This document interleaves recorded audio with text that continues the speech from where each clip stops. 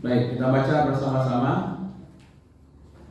A'udzu billahi minasy syaithanir rajim. Bismillahirrahmanirrahim. Ara'aital ladzi yukadzibu bid-din wa dzalikal ladzi yad'ul yatim wa la yahuddu 'ala ta'amil miskin wa wailul lil musallin alladzina hum an salatihim sahun alladzina hum yura'un wa yamna'unal ma'un.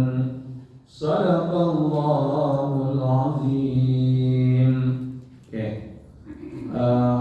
Terjemahannya kemarin sudah. Ara'aital ladzi yukadzibu biddin, tahukah kamu siapa itu orang yang mendustai agama, yakni orang-orang yang menghardik anak yatim, tidak menganjurkan memberi makan orang-orang miskin. Nah, ini sudah kita bahas. Tinggal lagi fawailun lil musallin. Oke,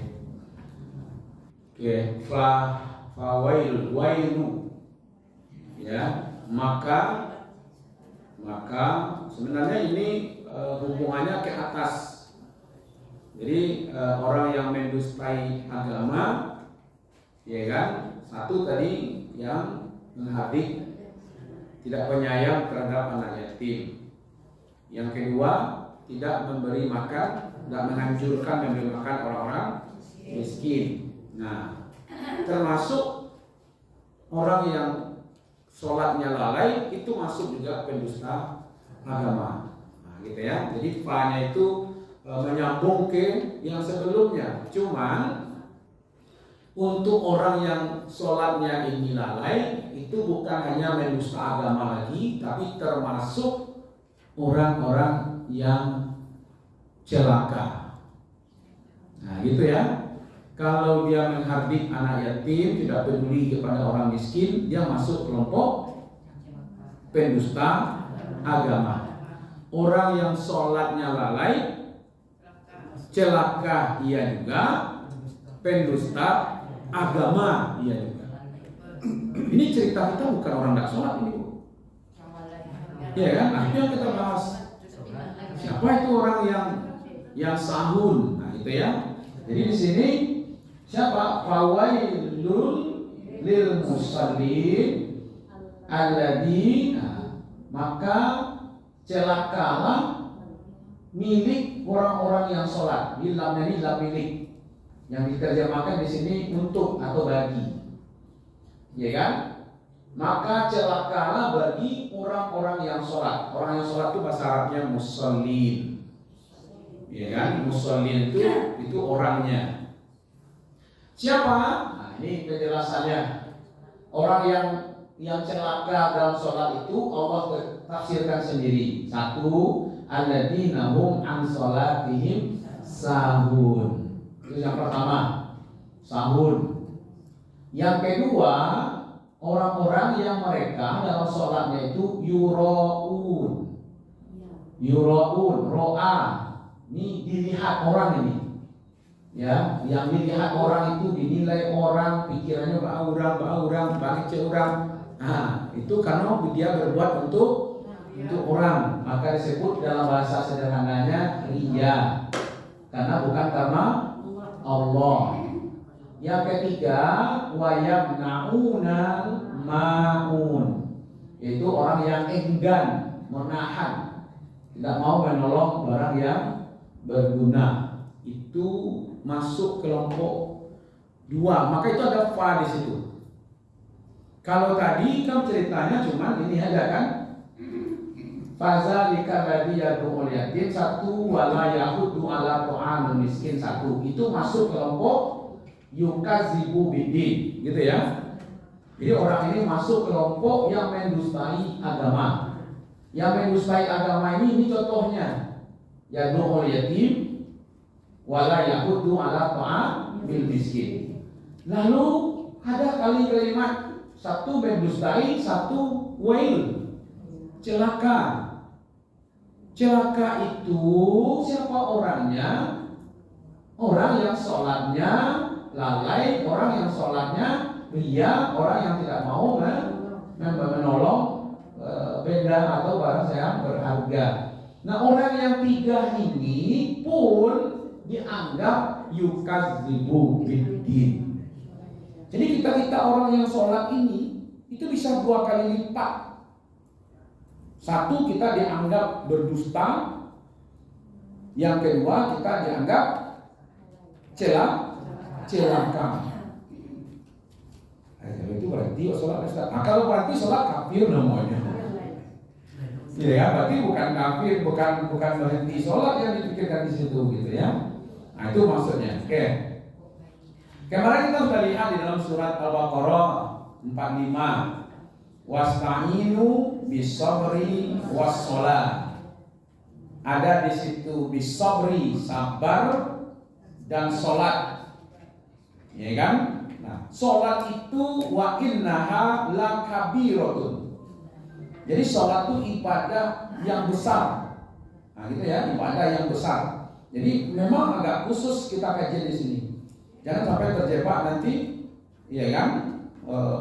Kita ini termasuk yang melalaikan sholat, yang menganggap enteng sholat, ya kan? Nah, sehingga Nabi Ibrahim pun berdoa supaya Allah kokohkan dia sholatnya, supaya Allah kokohkan keturunannya untuk melaksanakan sholat. Nah, itu diabadikan dalam surat Ibrahim ayat 40. Rabbi ja'alni muqimas sholati wa min zurriyati Rabbana wa taqabbal du'a. Nah, coba lihat di sini Ibrahim ayat 40. Rabbi, ya Tuhanku, ij'alni, jadikanlah aku muqima. Muqim itu yang disebut aqimi sholat. Makanya sholat itu tidak berdiri sendiri, pasti ada kalimat aqimi sholat wa atuz zakat. Tegakkan sholat. Nah, maka itu Nabi Ibrahim berdoa muqimah sholat. Jadikanlah aku ya Allah orang yang mendirikan sholat, bukan orang yang sholat, tapi orang yang mendirikan sholat. Wa min zuriyati, dan juga anak keturunanku.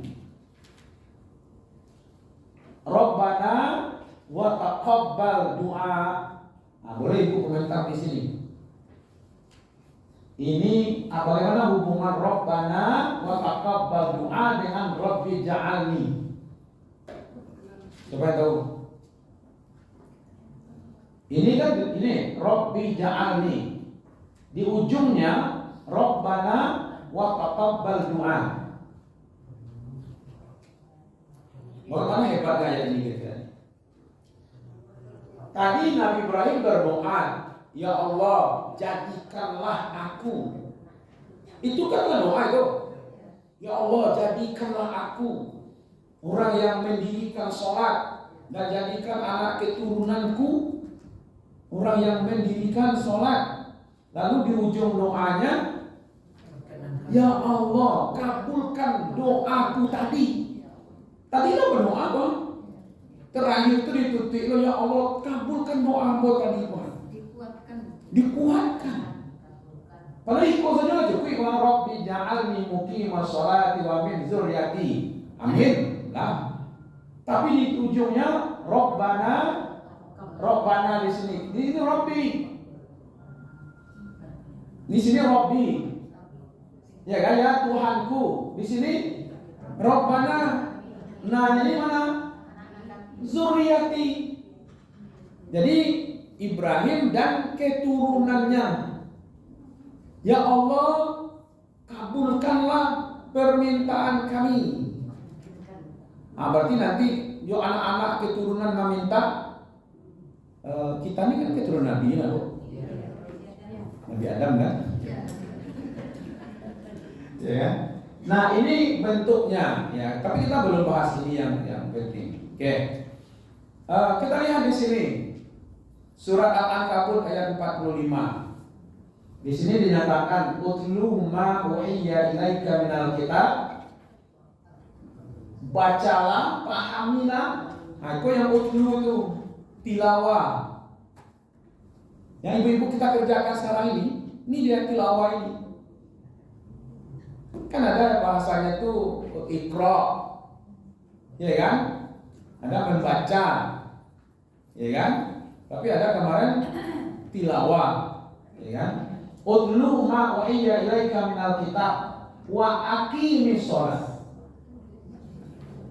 Wa aqimis shalah inilah yang sebenarnya. Kalau tidak dia dirikan sholat, maka dia akan masuk kelompok fawailul lil musallin. Inna sholata tanha 'anil fahsya'i wal munkar. Ya. Sesungguhnya sholat itu mencegah orang yang mengerjakan sholat itu dari perbuatan keji dan munkar. Itu clue-nya dulu, supaya tidak masuk kelompok orang-orang yang dicap menjadi orang-orang yang fawailul lil musallin. Itu clue-nya dulu. Nanti kita tarik kepada diri kita, kira-kira kita sudah masuk kelompok orang-orang yang mendirikan sholat. Poin pentingnya mencegah dirinya dari perbuatan keji dan munkar. Yang kedua, tadi kajian kita itu adalah orang yang lalai dalam sholatnya, orang yang riya dalam sholatnya, itu adalah dua yang dia dapatkan. Satu, masuk kelompok orang-orang yang mendustai agama. Yang kedua, dia masuk kelompok orang-orang yang celaka. Oke, kita ambil satu-satu lagi. Fawailul lil musallin, maka celakalah bagi orang-orang yang salat. Ini makna celaka, ibu-ibu. Satu, binasa. Kata Buya Hamka, ini laknat. Laknat di sini tidak sama dengan ibu-ibu melaknat ya. Kalau orang Minang melaknat itu parah itu. Ate ndak bau cuak. Bahwa ndak baure ngan tangan. Yung mati bana, ya kan? Laknat orang Minang. Babu cuak indah pada ndak ada untuk menyerap makanan kate. Ke bawah ndak baure tumbang aja kan. Alah tumbang gigi loh ini. Diulek, dikumbang. Kumbang itu lah mati pohon lo. Ayo kaluahnya cair tuh. Baiklah binasanya menurut orang Minang.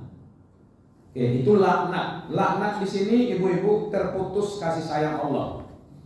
Jadi kalau ada kalimat nanti la'anallah, la'ana Rasulullah sallallahu alaihi wasallam namanya kan, laknatullah.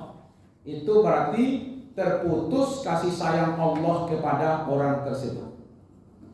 Ya kan? Makanya la'anallah al-rasi wal murtasi. Allah melaknat orang yang menyogok dan yang disogok. Maksudnya apa itu? Diputuskan kasih sayang Allah kepada orang ini. Ya, itu maksudnya dilaknat itu. Yang ketiga, itu ada satu lembah. Lembah begitu dalam neraka. Itu tafsiran Ibnu Abbas. Jadi neraka itu berbukit-bukit, berlurah-lurah, ya kan? Tapi tidak kau sama melekira, kalurah sama ngurus KTP. Nah, jadi malah ada penjelasannya seperti ini. Orang-orang yang nanti di perbukitan di neraka itu nanah, darah, panas itu ya hasil bakaran. Kan manusia itu menjadi bahan bakar kan. Nah, azab itu begitu hebatnya, lalu mengalirlah ke satu lembah. Lembah itu penuh dengan darah dan namanya orang-orang yang diazab tadi itu. Nah, disitulah dimasukkan orang-orang yang sholatnya itu tidak benar. Ya, kalau orang nggak sholat lah cari itu tempatnya lebih parah berarti lagi. Ya kan? Nah gitu. Makanya banyak ancaman dalam sholat-sholat ini. Nah kini satu di antara lembah itu yang disebut lembah well. Jadi tidak ada nama neraka well, tidak ada. Tapi ada satu lembah di dalam neraka itu. Yang keempat, well itu celaan. Jadi kalau fawailun berarti Allah mencela. Orang ini sholat kan berhubungan dengan Allah, lalu dia bermain-main. Coba anaknya awak sih bermain-main. Ya, awak main-main dia nak kajian mah, dibawa pelangkang gua. Mama lo main-mainan mah. Ya kan? Nanti pawai celaka. Nah, maka kecelakaan yang dihadapi oleh orang yang sholat itu membawa celaka. Karena dia lalai, karena dia ria. Akhirnya itulah maksud sahun. Lupa dia kalau dia itu sebenarnya mendirikan sholat. Ya. Oke, itu kata wel. Lil musallin, bagi orang yang sholat. Jadi fa ini adalah sebab orang ini disebut well itu karena dia melakukan sholatnya tidak dengan serius. Ya kan? Makanya ada dua yang dia dapatkan di situ. Satu, ara'aital ladzi yukadzibu bihi. Yang kedua baru fawailun lil musallin. Jadi kalau dia jahat sama anak yatim, itu namanya pendusta agama. Tapi kalau dia sholatnya sahun, yuraun, maka dia pendusta ya juga, well ya juga dia dapatkan. Jadi sholat ya juga korupsi, yo bangun yo mencibir, yo soalnya ini ibu mencibir, masuk semua, oke ya. Oke, lalu pendiri. Sholat itu sebagai penilaian orang beragama. Makanya dalam rukun Islam, setelah asyhadu an la ilaha illallah, asyhadu anna Muhammadar Rasulullah, lalu dirikan sholat. Berarti sholat itu aqamaddin, ya kan, pendirinya agama. Jadi yang mendirikan agama itu adalah orang-orang yang ya sholat itu dia bagian dari pendiri agama.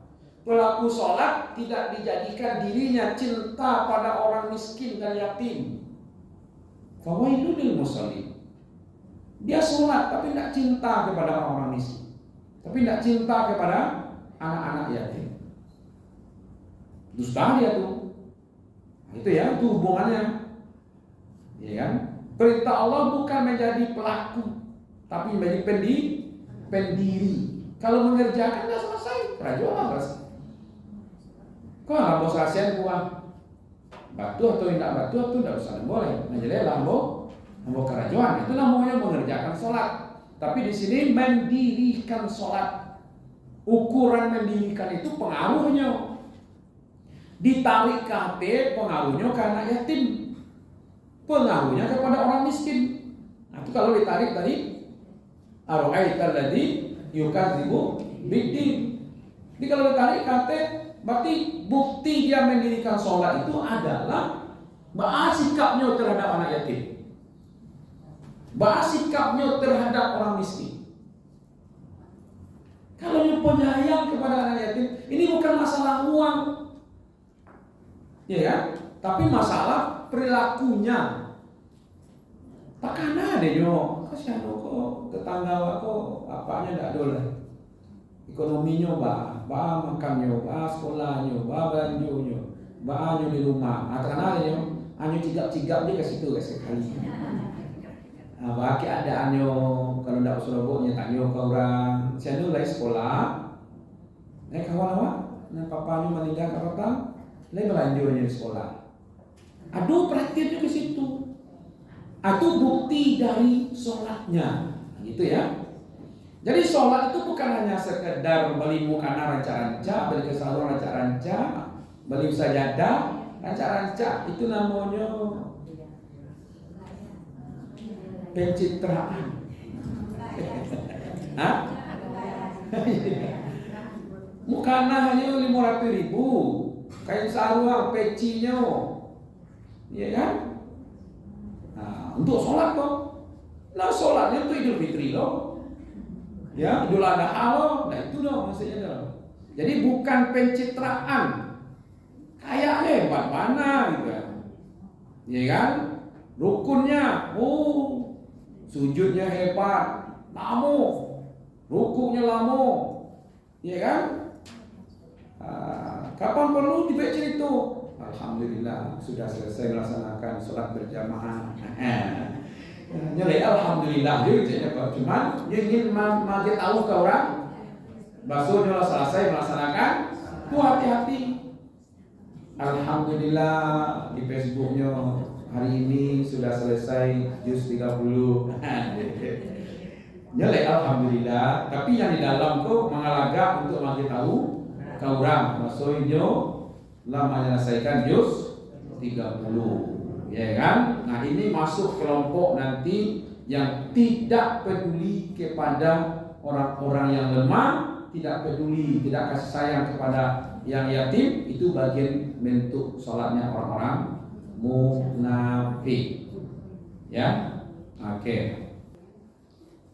Ini lalai sholat sama dengan ciri pendusta agama. Ya kan? Ayat 56. Celakalah orang-orang yang sholat. Siapa mereka? Orang yang lalai dari sholatnya. Apa artinya lalai? Satu, tanpa keikhlasan. Nah, insya Allah ibu-ibu tidak masuk, karena wajahnya wajah-wajah ikhlas sudah lengkap. Nah, tanpa kusuk. Nah, tidak ada kekusukan sholatnya. Hanya sebagai formalitas saja, pamer. Apalagi karena ingin dipuji. Jadi sholat secara lahir dia tetap mengerjakan, tapi tidak ikhlas, tapi tidak khusyuk, hanya formal, pamer saja. Ya kan? Nah, ini menunjukkan bahwa ibadah ritual tanpa kesadaran, ya, dan tanggung jawab sosial itu sebagai bentuk mendustai agama. Oke ya? Oke. Dusta agama. Gitu ya. Agama bukan hanya sholat kan, tapi ada etika dan kepedulian. Nah, itu yang masuk di situ. Lah sholatnya, Allah, bah kepeduliannya. Oke. Pendusta agama bukan cuma ateis, tapi juga orang yang beribadah tapi tidak peduli sesamanya. Ya kan? Itu yang anjurkan karena ada budget lah untuk itu. Lalai. Di Allah mengancam sholat yang seperti ini yang tidak melahirkan akhlak yang mulia. Jadi kalau begitu harapan Allah itu adalah orang yang sholat itu dia melahirkan akhlak yang mulia. Mulia itu dibuktikan dengan peduli kepada anak-anak yatim dan peduli kepada orang-orang miskin. Kalau peduli kepada orang kaya itu tidak mulia. Tiba orang kaya barangkali itu rajin tiba, tidak mulia. Kalau orang kaya sakit sebentar tiba ya itu tidak mulia, ya kan? Kalau orang kaya gak ada amplopnya, amplopnya ada isinya. Enak, disarankan posyandu kok barangkali, jadi amplopnya 250.000. Ini pitilah banyak barangkali saya kadang tidak lebih 250.000. Ketika orang miskin dan selesai balik, aku 50.000 saja. Batulah kadang dia itu tandanya kita tidak mampu memuliakan. Seharusnya semakin dia sulit mengadakan pesta ini, semakin kadang dia. Kalau tidak kadang ya samolah, nah, gitu lah. Kalau kadang malam itu tidak jadi lebih balik itu. Ya, dia ada perlakuan kita itu sama kepada orang-orang yang Seperti itu. Oke. Jadi bukan hanya sekedar sholat, tapi ada melahirkan akhlak yang mulia.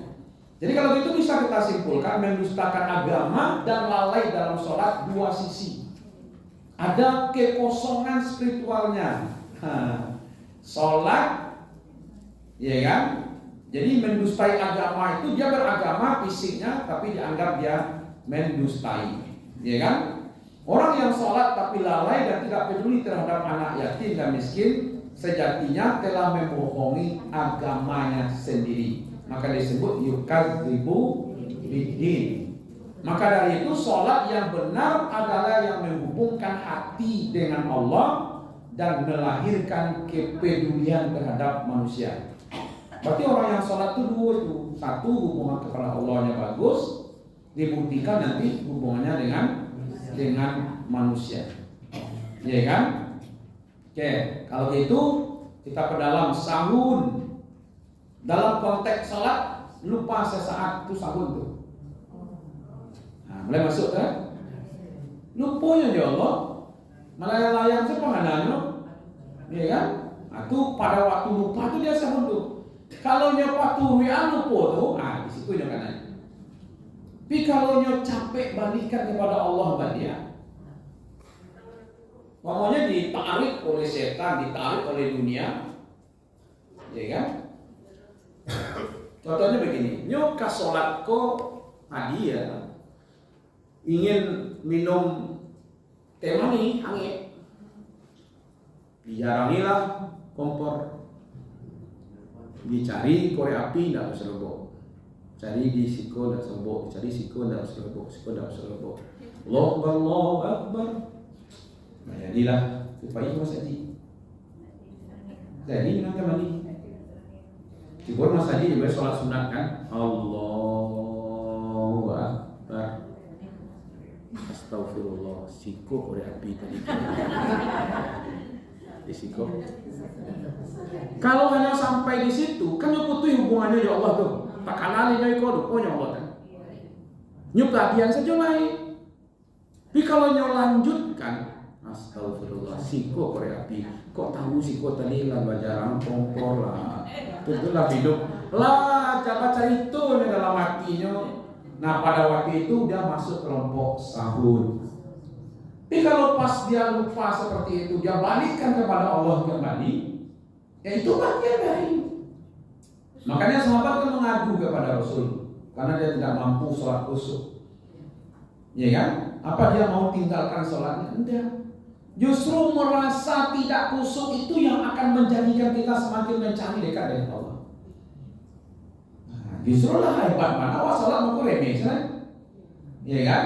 Nah, jadi merasa tidak khusyuk, terganggu-ganggu itulah yang menyebabkan kita. Maka itu jangan ibu-ibu, bapak-bapak merasa terganggu sholat di masjid gara-gara anak-anak. Kalau targetnya tidak terganggu, itu di WC dulu di rumah. Tidak perlu dibangun Mas Haji, WC sampai sholat di rumah, wak kapan penuh kedap suara kayak di studio tuh. Tidak ada suara masuk ke dalam jalan. Karena yang wak pikirkan khusyuk itu tidak ada nanti dangah dia wak, tidak ada nanti nampak dia. Kalau tidak ada nanti dangah itu bukan khusyuk itu pakak nanti. Ya kan? Aduh orang lewat di buku awak, tidak nampak dia wak, itu bukan khusyuk. Itu betul. Rasulullah itu mau memanjangkan bacaan ayatnya, sholatnya. Tadangah di Nabi. Anak-anak menangis di belakang. Apa Nabi tidak khusyuk? Akhirnya Rasul tidak jadi memanjangkan karena khawatir terganggu ibunya. Oh berarti terganggu orang mengecek, terganggu HP berbunyi. Itu bukan apa tidak khusyuk sholat bawa itu. Terganggu dia bawa HP berbunyi. Kalau tidak terganggu HP berbunyi lain. Nah, boleh terjawab itu apa yang dimaksud khusyuk itu, gitu ya. Jadi bukan. Yang penting ketika kita ditarik oleh setan, bawa lagi kepada Allah. Kami dulu ikut ya, saya sudah berkali-kali ikut pelatihan sholat khusyuk. Ya, Abu Sangkan Saya punya buku tentang itu, dan itu beberapa kali ke Jogja, saya beberapa kali dulu itu. Ada istilahnya pelatihan sholat Nabi, ya kan? Karena kan solu kama ro'aitumuni usolli. Semakin aku beraja sholat usuk, semakin tidak usuk sholat aku. Karena aku katanya begitu nas usuk ya. Ya, bawa ini saja lah ibu-ibu, pelajari, pahami, praktekkan, sudah gitu ya. Jangan terlalu dipikirkan. Kalau ibu pikirnya, kalau usuk palun, oh, datu kuala, kamu ini kan usuk tuh, jadi usuk gitu, iya kan? Nah gitu ya. Jadi sikap kita itu ternyata nanti ada, nanti saya buka yang lebih dalam tentang sholat usuk itu seperti apa, ya kan? Menunjukkan sikap meremehkan, itu dia, itu masih sahun dia itu, tidak serius dalam sholat, baik waktunya. Kalau mulai cek Pak, waktunya itu bisa kita bagi 3, awal, pertengahan, dan akhir. Kalau dia sampai ke tingkat akhir nanti, lah hampir habis, baru dia sholat, itu sahun namanya. Tapi kalau di awal, umpamanya sholat maghrib berapa jam? 1 jam lah lebih kurang ya. Mulai azan sampai nanti isya kan. Nah, kalau hampir masuk waktu isya, baru dia bakadak aja untuk sholat maghrib, baru assalamualaikum warahmatullahi wabarakatuh, assalamualaikum warahmatullahi wabarakatuh.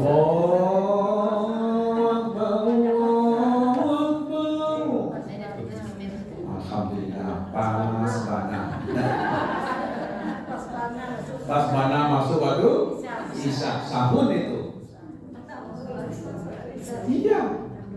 Tapi kalau memang kondisinya yang menyebabkan seperti itu, ternyata dia masih dalam keadaan sholat, baru salam ulah azan, maka sholatnya masih diterima. Kondisinya seperti itu, bukan dia maikola, samantalai, andulai, tanduama. Ya.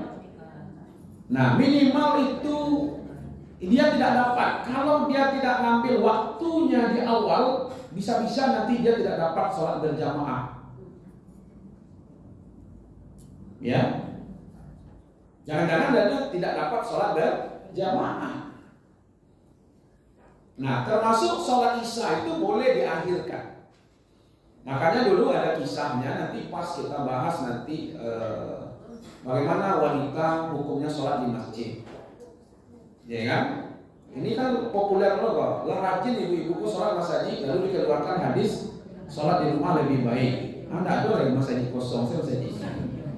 Ya kan? Padahal pernah satu kali anak-anak kaum wanita tertidur di masjid.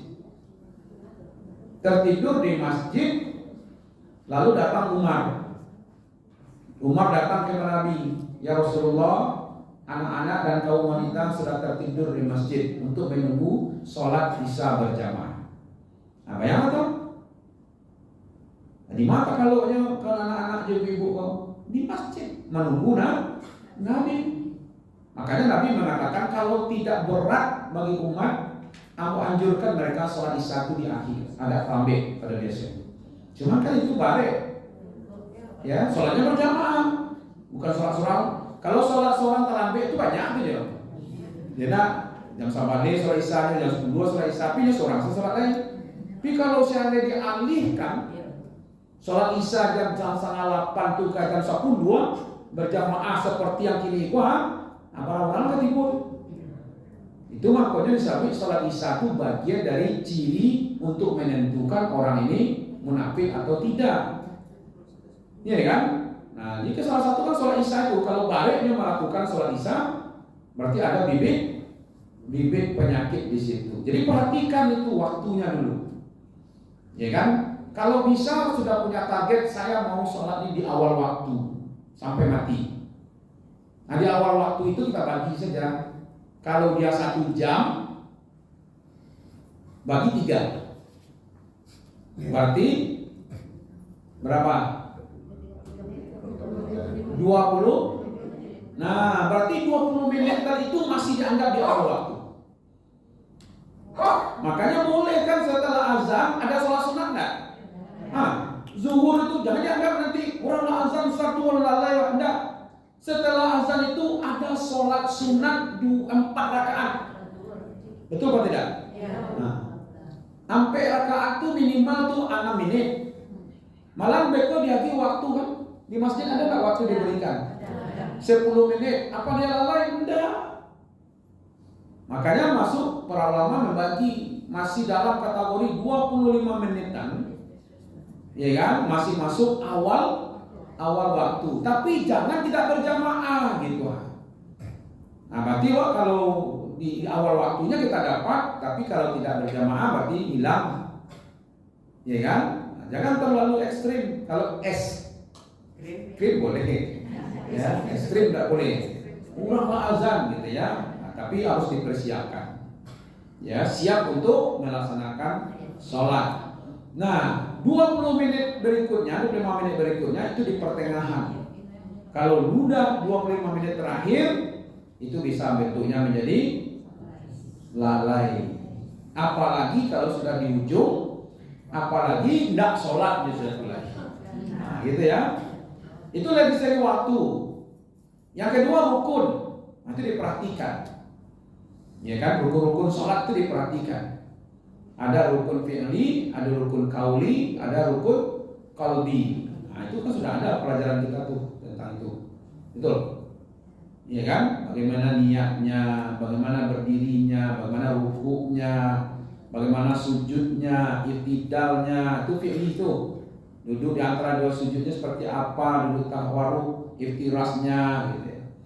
Kalau bacaannya ya takbir pertama, takbiratul ihram, al-fatihahnya, ya kan, selawat nabinya, tahiyat awal, tahiyat akhir, kemudian salamnya itu diperhatikan, ya kan, tertib dia mengerjakannya. Kemudian mau tujuan. Tadi ada mencegah perbuatan keji dan mungkar, timbulnya kasih sayang kepada anak yatim, ya kan, peduli kepada orang-orang yang lemah. Nah, itu masuk di situ.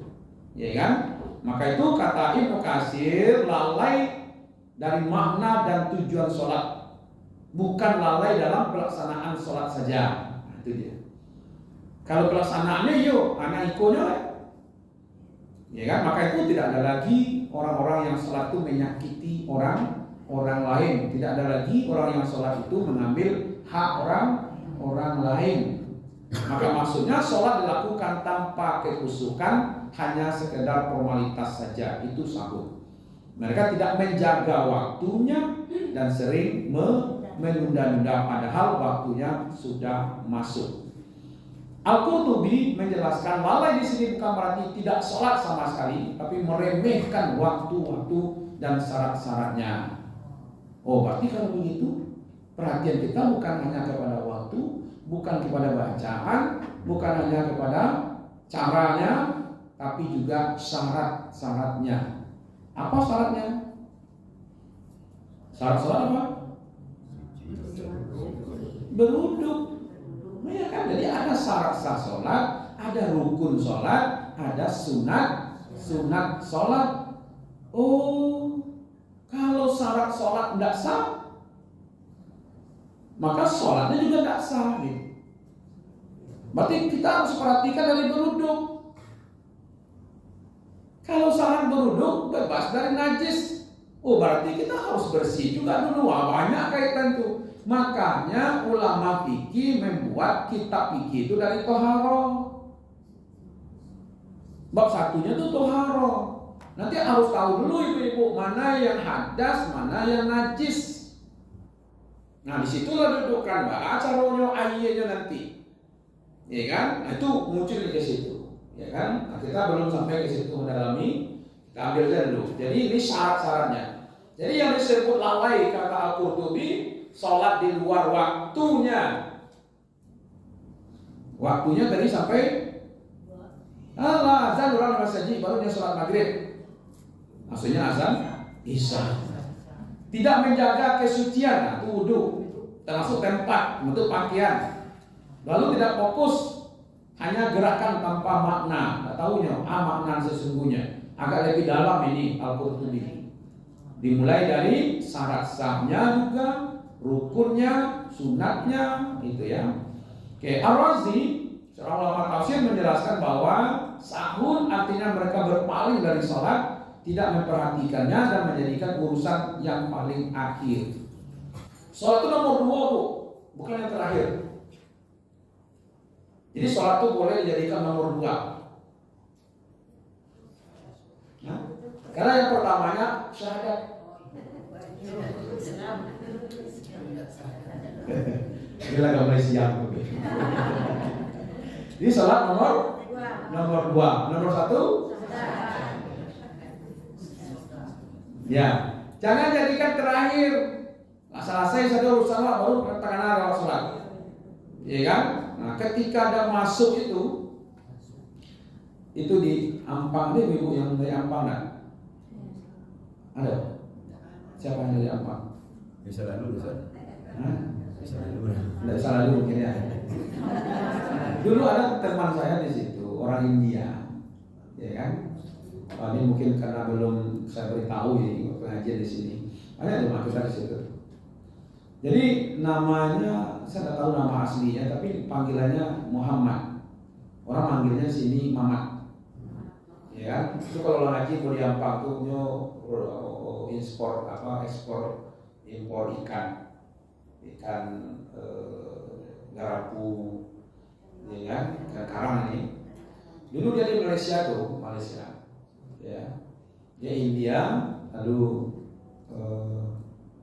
mualaf, ya kan, dikeluarkan dari kasta keluarganya, ya tidak boleh, tidak dapat harta warisan segala macam, lalu dia bekerja di Malaysia, kerja dengan Chinese, itu membersihkan ikan, itu mulainya jam 2 jam 3 malam mulainya.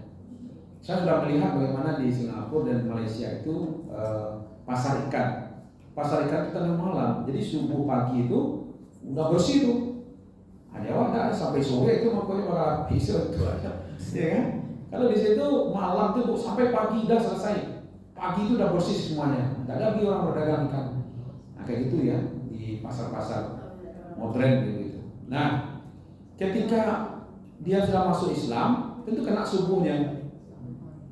Karena subuh kan, dia mau sholat subuh. Nah gitu, minta izin ya kepada bosnya. Kata bosnya, lu kasih izin, tapi gaji lu dipotong.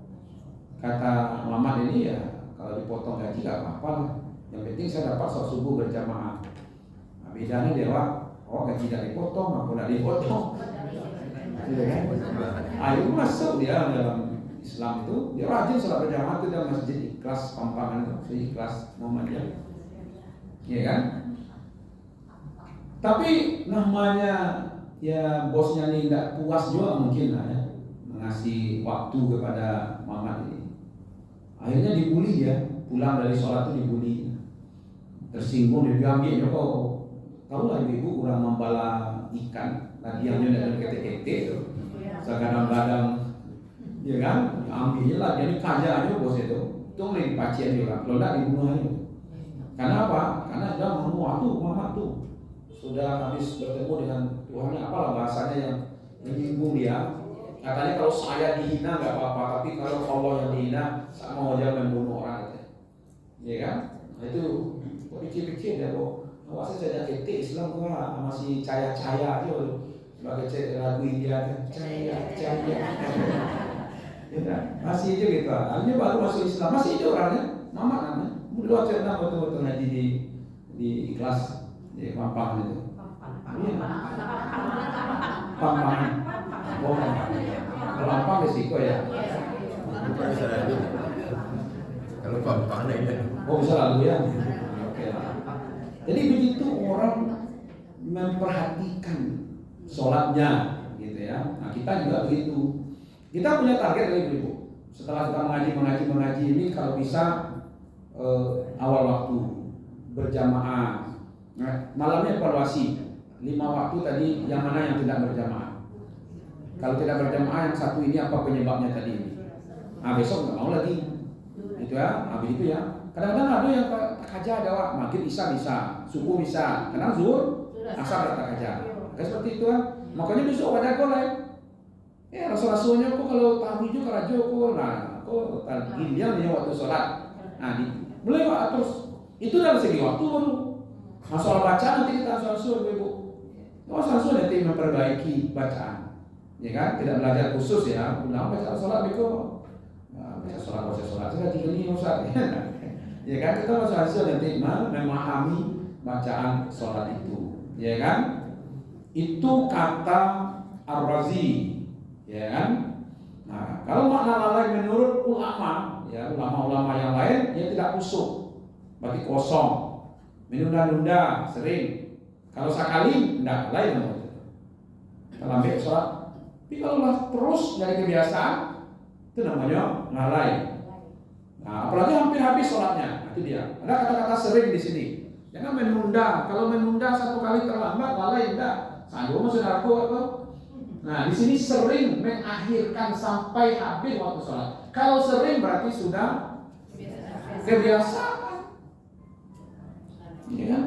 Kalau dia terlambat 1 kali itu bagian dari keadaan kita di dunia ini. Ya kan? Tidak paham makna. Nah, ini memang perlu ini. Mentadaburi bacaan sholat. Itu perlu ada kajian khusus. Bacaan sholat itu kita tadaburi sampai mulai dari Allahu Akbar sampai Assalamualaikum. Tapi ada maksudnya, tunggulah. Tidak menghayati bacaan karena tidak paham. Ya kan? Ria. Ya, karena lihat orang lain. Ya kan?